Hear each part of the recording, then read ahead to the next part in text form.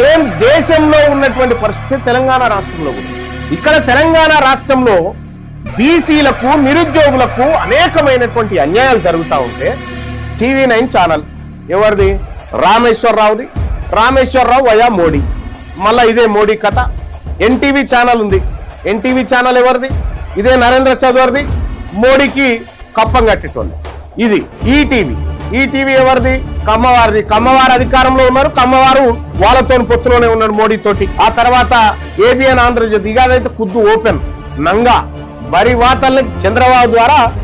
చంద్రబాబు ఎన్ని రోజులు వాళ్ళతో సోపతుంటే అన్ని రోజులు వాళ్ళతో ఉంటాడు. వాళ్ళని ఆయన నీడ్స్ పెట్టగా ఈ నీడ్స్ పెడతాడు. P6 ఛానల్ ఉంది. P6 ఛానల్ మీ అందరికి ఎరికే. ఆయన దాని ఓనర్ ఎటు మారితే దీని మూవ్మెంట్ అటు మారుతా ఉంటుంది. ఇక ఇంకోటి జీ తెలుగు. ఇంకా మీకు జీ తెలుగు అయితే తెలుసు. ఆడ యుద్ధం జరుగుతూ ఉంటే ఇక్కడ కాళేశ్వరం హరీష్ రావు ప్రాజెక్టు మీద ఏందని చర్చ జరుగుతుంది. మీరు రాసి పెట్టుకోర్రి. అక్కడ యువత మిమ్మల్ని జంతర్ మంతర్ కాడ ఉరికిచ్చారు కదా, ఇక్కడ యువత మిమ్మల్ని కన్నకపోతే అన్నాడు.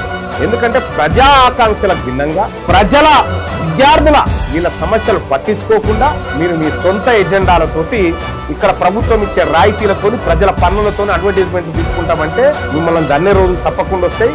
దానికి తీర్మార్మలన్న నాయకత్వం వహిస్తారు. మీరేం వరి కాకుండా తప్పకుండా అవుతుంది ఆ పని.